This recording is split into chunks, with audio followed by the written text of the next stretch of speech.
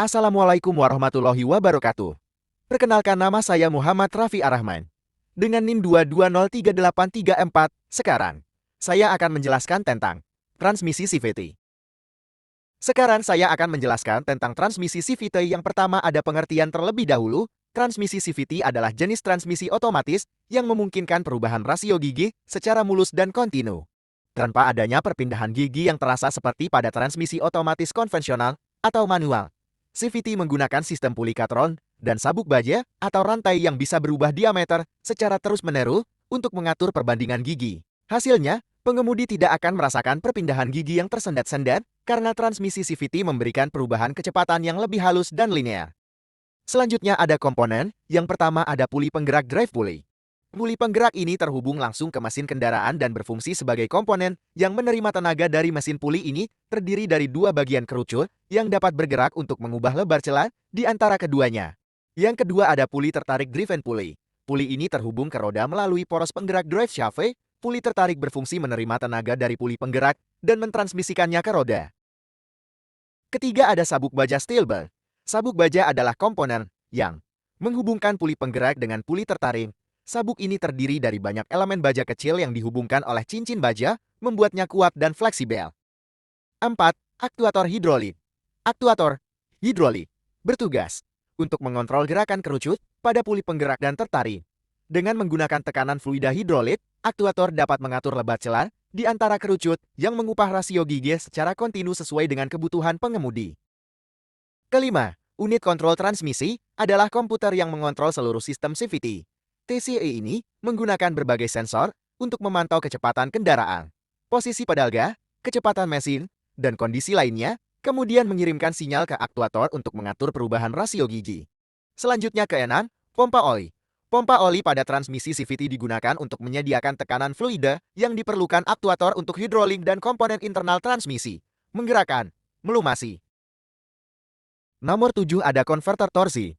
Seperti pada transmisi otomatis konvensional, beberapa sistem CVT juga dilengkapi dengan torque converter. Komponen ini berfungsi untuk menghubungkan mesin ke transmisi, mentransfer torsi dari mesin ke transmisi tanpa langsung terhubung secara mekanis. Kedelapan, ini adalah planetary gear set opsional.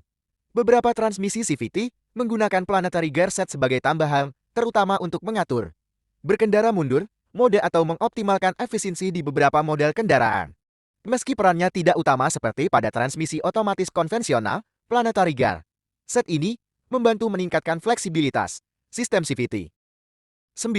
Sekarang ada puli guide penuntun puli. Komponen ini berfungsi untuk menjaga sabuk tetap pada jalur yang benar dan mencegahnya keluar dari tempatnya saat puli mengubah diameter efektifnya. Tanpa penuntun puli ini, sabuk baja bisa tergelincir atau keluar dari jalurnya, yang dapat menyebabkan kerusakan pada sistem. 10.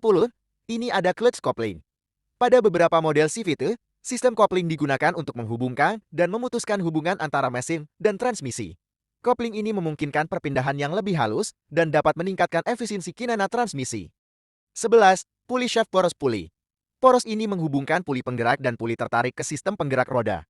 Poros ini mentransmisikan tenaga dari puli ke roda untuk memutar kendaraan.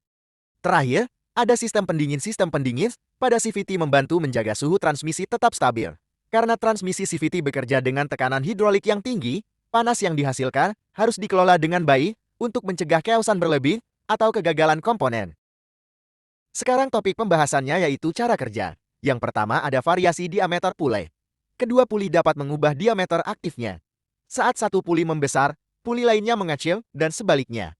Ketika puli penggerak menyempit, diameternya membesar, sabuk bergerak pada diameter luar, menghasilkan rasio gigi yang lebih tinggi, kecepatan bertambah.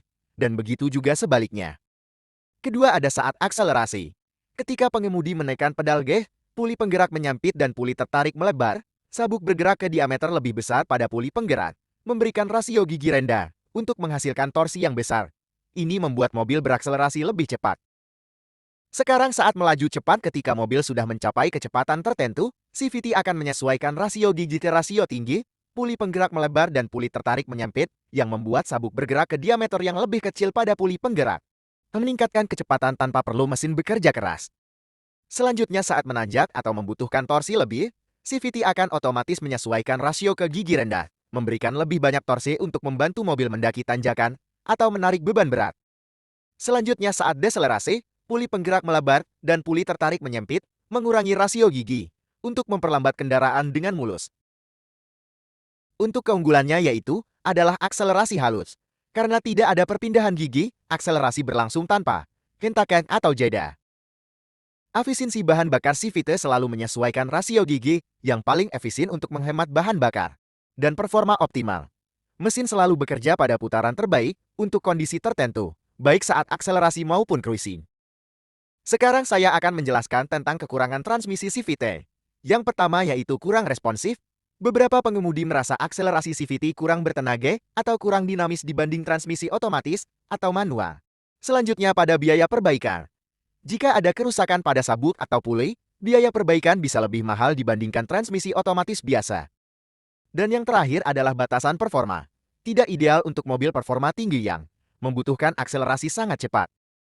Nah, untuk kesimpulan dari pembahasan sekarang, jadi transmisi CVT pada mobil adalah jenis transmisi otomatis yang tidak menggunakan gigi tetap seperti pada transmisi biasa. CVT bekerja dengan puli dan sabuk baja yang bisa berubah ukuran, sehingga rasio gigi dapat berubah secara halus dan terus-menerus. Hal ini membuat akselerasi lebih mulus, menghemat bahan bakar, dan menjaga mesin tetap efisien. Namun, CVT terkadang terasa kurang responsif dan bisa lebih mahal dalam perbaikan dibandingkan transmisi otomatis biasa. Sekian pembahasan hari ini dari saya. Mohon maaf bila ada kesalahan. Terima kasih.